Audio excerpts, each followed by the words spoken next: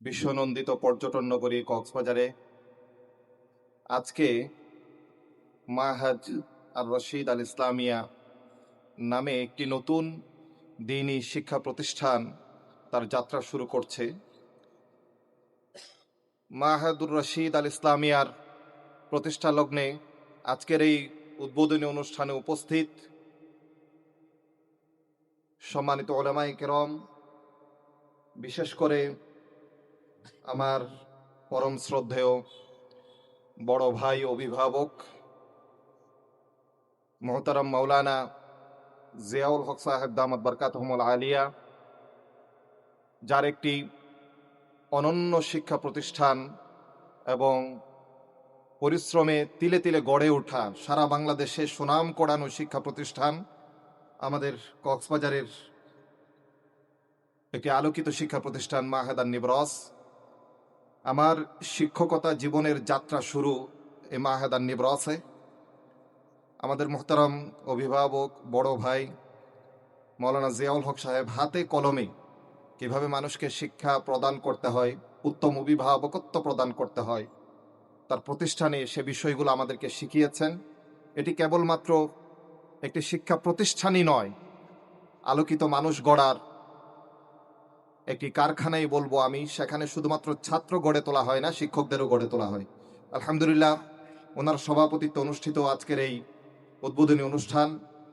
এই অনুষ্ঠানে আরও উপস্থিত আছেন মাহাদ আর রশিদ আল ইসলামিয়ার সম্মানিত প্রতিষ্ঠাতা পরিচালক, আমাদের আরেক শ্রদ্ধেয় জন বরেণ্য ব্যক্তিত্ব, যিনি জামিয়া ইসলামিয়া পটিয়া থেকে দাওরায়ে হাদিসে মুমতাজ মানের সঙ্গে ডিগ্রি অর্জন করেছেন। একই সঙ্গে আন্তর্জাতিক ইসলামী বিশ্ববিদ্যালয় জর্ডান থেকে তাফসির ও শরিয়া বিষয়ক ডিগ্রি সম্পন্ন করেছেন, সর্বোচ্চ ডিগ্রি তিনি অর্জন করেছেন। মোহতারাম মাওলানা রশিদ সাহেব দামাত বরকাতুহুমুল আলিয়া তিনি উপস্থিত আছেন। আরও উপস্থিত আছেন কক্সবাজারের আরেকটি স্বনামধন্য শিক্ষা প্রতিষ্ঠান, যেটি সারা বাংলাদেশে এক যুগে দ্বীনি শিক্ষা বিতরণের কাজ করে চলছে, তানজিমুল উম্মাহ মাদ্রাসা। তানজিমুল উম্মাহ কক্সবাজার শাখার সম্মানিত পরিচালক আমাদের মোহতারম সায়েম ভাই উপস্থিত আছেন। শানে সাহাবা জাতীয় খতিব কাউন্সিল কক্সবাজার জেলা সদর থানা শাখার সম্মানিত সেক্রেটারি খুরশেদ সাহেব, মোহতারাম মাওলানা খুরশেদ সাহেব উনি উপস্থিত আছেন। জামিয়াতুল উলুম রামুর কেরাত বিভাগের সম্মানিত প্রধান কক্সবাজারের স্বনামধন্য কারি মোহতারাম মাওলানা কারি হুমায়ুন রশিদ সাহেব, আরও অনেকেই উপস্থিত আছেন এই এলাকার গণ্যমান্য ব্যক্তিত্ব। আমি সকলের নাম জানি না, দুঃখ প্রকাশ করছি। এটি আমার সৌভাগ্য এত সুন্দর একটি দ্বীনি শিক্ষা প্রতিষ্ঠানের যাত্রা লগ্নে আমন্ত্রিত অতিথিদের সঙ্গে একটি বিকাল, একটি সুন্দর মুহূর্ত আমি কাটাতে পেরেছি। আল্লাহ সুবহানাহু ওয়া তাআলা আনআমতা আলাইহিমের অন্তর্ভুক্ত বান্দাদের সেই সুনিশ্চিত কাতারে আমাকেও শামিল করে নিয়েছেন, আলহামদুলিল্লাহ।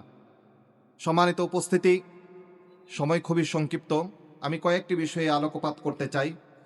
মাহাদ আর রশিদ আল ইসলামীর মতো অসংখ্য প্রতিষ্ঠান বাংলাদেশের আনাচে কানাচে, অলিতে গলিতে, গ্রামে গঞ্জে, শহরে বন্দরে, সর্বত্র সব জায়গায় প্রতিষ্ঠিত হওয়া চাই, যে প্রতিষ্ঠানগুলো মানের সঙ্গে আপোষ না করে কোয়ালিটি সম্পন্ন এডুকেশন, আমরা বলি কোয়ালিটিফুল এডুকেশন যেটি আছে, মানুষের মোরালিটি তথা নৈতিকতা এটিকে সামনে রেখে প্রত্যেককে সুনাগরিক এবং আদর্শ মানুষ হিসাবে গড়ে তুলবে। দুনিয়ায় তো আমাদের চলতে হবে অবশ্যই, কিন্তু দ্বীনি শিক্ষাকে সামনে রেখে, আসমানি ইলমকে সামনে রেখে দুনিয়ার জীবন আমরা সাজাবো, এই প্রতিজ্ঞা নিয়ে নতুন একটি প্রজন্ম গড়ে তোলার খাতিরে এবং প্রয়োজনে মাহাদ আর রশিদ আল ইসলামিয়ার মতো অসংখ্য শিক্ষা প্রতিষ্ঠান আমাদের এই দেশের প্রতিটি অঞ্চলে, প্রতিটি পাড়ায়, এলাকায় দরকার।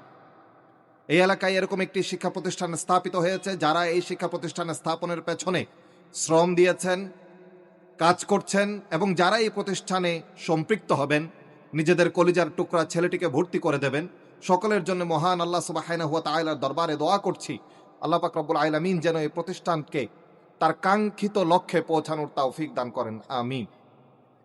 বিশেষ করে আজকে বড় দুর্দিন চলছে। আপনারা জানেন যদি এই দিনই শিক্ষা প্রতিষ্ঠানগুলো সামনের দিকে এগিয়ে নিয়ে না আসে, তাহলে শুধুমাত্র ক্যারিয়ার নির্ভর জাগতিক শিক্ষা নির্ভর প্রতিষ্ঠানগুলো আনাচে কানাচে ছড়িয়ে পড়বে। শুধুমাত্র খ্রিস্টান মিশনারিরাই, তারা তো এই দেশে আজ থেকে 5 বছর আগের রিপোর্টে এই দেশে তারা 1200 কিন্ডার গার্ডেন স্কুল চালায়। খ্রিস্টান মিশনারিরা 1200 কিন্ডার গার্ডেন স্কুল, যেখানে আমাদের ছোট্ট ছোট্ট কোমলমতি ছাত্ররাই পড়ছে, আমাদের সন্তানেরাই পড়ছে। 200 প্রাইমারি স্কুল তারা চালায়, 15টার মতো কলেজ তারা চালায়, 12টার মতো কারিগরি শিক্ষা প্রতিষ্ঠান তারা চালায়, 2টা ইউনিভার্সিটি তারা চালায় এই বাংলাদেশ। তো সেখানে মুসলমানের ছেলেরাই পড়ছে। কাজেই আমরা যদি আমাদের মতো ব্যবস্থা না নেই, প্রকৃতির শূন্য স্থান পছন্দ করে না, সেখানে দেখা যাবে ওই ইস্ট ইন্ডিয়া কোম্পানির আদলে নতুন একটি বেনিয়া শাসক গোষ্ঠী আমাদের মাথায় চেপে বসেছে, যারা আমরা হয়তো রক্ত মাংসে বাংলাদেশি, কিন্তু আমাদের চরিত্র চিন্তায়, কর্মকাজ এবং কথায় আমরা সবাই পশ্চাত্যের সেবা দাস হিসাবেই গড়ে উঠব। সেভাবে একটা নতুন প্রজন্মকে গড়ে তোলা হবে। কাজেই এই দিনই শিক্ষার কোনো বিকল্প নেই। আমরা যদি মনে করি শুধুমাত্র জাগতিক শিক্ষায় শিক্ষিত ক্যারিয়ার নির্ভর সন্তানই আমাদের জন্য যথেষ্ট, দিনই শিক্ষার প্রয়োজন নেই। আমি বলি, একটা ছোট্ট উদাহরণ দেয় আপনাদের সামনে। আপনারা জানেন, দিনই শিক্ষার কথা বাদ দিলে নীতি নৈতিকতা বলেন বা ক্যারিয়ারের দিক থেকে বলেন, উন্নয়ন উন্নতি প্রগতির দিক থেকে বলেন, বর্তমান পৃথিবীতে যেই দেশগুলোর নাম সবার আগে আসবে তার ভেতরে অত্যন্ত উন্নত একটা দেশের নাম হলো জাপান। যে জাপান ক্যারিয়ারের দিক থেকে উন্নত, শিল্প দিক থেকে উন্নত, হ্যাঁ, সব দিক থেকেই তো উন্নত জীবনযাপন, অত্যাধুনিক টেকনোলজির দেশ।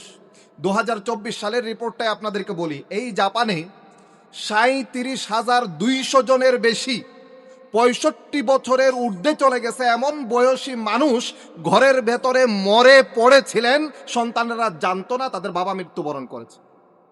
3,939 জন মানুষ ঘরের ভেতরে মরে পড়ে আছে, 1 মাস পরে পুলিশ গিয়ে সেই লাশ উদ্ধার করেছে। 200 জনের বেশি মানুষের লাশ ঘরের ভেতর থেকে বের করেছে 1 বছরের পরে গিয়ে, কঙ্কালটা ছাড়া কিচ্ছু নাই। কারণ কি? আর আমাদের শিক্ষায় আমাদেরকে শেখানো হয় রিদার রব্বি ফি রিদাল ওয়ালিদাইন। এই শিক্ষায় শেখানো হয় তুমি রবকে রাজি করতে চাও তো আগে মা বাবাকে রাজি করো। এই শিক্ষায় শেখানো হয় আল জান্নাতু তাহতা আকদামিল উম্মাহাত, জান্নাত যদি লাভ করতে চাও মায়ের পায়ের নিচে তোমার জান্নাত। এই শিক্ষায় শিক্ষিত হিসাবে গড়ে তোলা হয় যে শিক্ষিত সন্তানেরা প্রতিনিয়ত বলবে রব্বির হামহুমা কামা রব্বায়ানি সগীরা।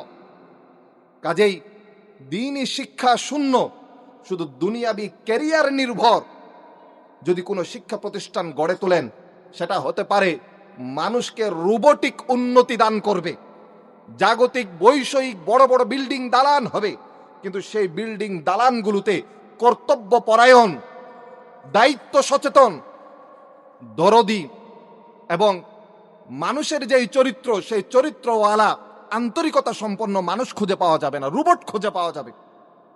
সম্মানিত উপস্থিতি, এজন্য আমি দোয়া করি মাহাদার রশিদ আল ইসলামের মতো এই প্রতিষ্ঠানগুলোর জন্যে। আমরা জানি এই প্রতিষ্ঠানগুলো কোরআন মাজিদ শিক্ষা দেওয়ার কাজে আত্মনিয়োগ করছে, কোরআনের আলোয় আলোকিত মানুষ গড়ে তোলার কাজ করছে। এরা যেন সফল হয়, সব দিক থেকে আমাদের এদের সহযোগিতা করা দরকার। কারণ এই কোরআনী শিক্ষায় শিক্ষিত যে জনগোষ্ঠী এই পৃথিবীতে গড়ে উঠবে, তারা দুনিয়ার মুক্তি, দুনিয়ার কল্যাণ, আখিরাতের মুক্তি সুনিশ্চিত করবে ইনশাআল্লাহ। এবং বর্তমান পৃথিবীতে আমরা আপনারা সকলেই জানি, অনেকবার শুনেছি যে কোটি কোটি হাফেজে কোরআন। আমি বলেছি একটা আয়াত, ইন্না নাহনু নাযালনা যিকরা ওয়া ইন্না লাহু লাহাফিজুন। আল্লাহ তো এই কোরআন হেফাজতের দায়িত্ব নিয়েছেন, কাজে এই কোরআন আল্লাহ তাআলা হেফাজত করবেন। দুই ভাবে হেফাজত করেন, একটা হলো কোরআন মাজিদের মতো আরেকটা কোরআন এই দুনিয়াতে কারো পক্ষে বানানো সম্ভব না। কোরআনের মতো একটা কোরআন কেউ বানাবে, এটি দুনিয়ায় কারো পক্ষে সম্ভব না। সম্মানিত হাজিরিন, লম্বা কথা সেদিকে যাচ্ছি না। একদিক হলো কোরআনের ইউনিকনেস, অর্থাৎ কোরআনের মতো আরেকটা আয়াতও কেউ বানাইতে পারবে না, আমার আগে অনেক বক্তারা বলে গেছেন। দ্বিতীয় আরেকটা উপায় হলো আল্লাহ সুবহানাহু ওয়া তাআলা প্রধানমন্ত্রী, প্রেসিডেন্টের ছেলে থেকে শুরু করে একজন বৃদ্ধ রিকশাওয়ালাও যদি চান, আল্লাহ পাক রব্বুল আলামিন তার অন্তরে কোরআন মাজিদ হেফাজত করে রাখার তৌফিক দান করেন, যদি সে হালাল খায়, নিয়ত সঠিক হয়। হালাল খাবার, সঠিক নিয়ত আর পরিশ্রম, আল্লাহ পাক রব্বুল আলামিন তাকে একজন হাফেজে কোরআন হিসাবে কবুল করে নেন।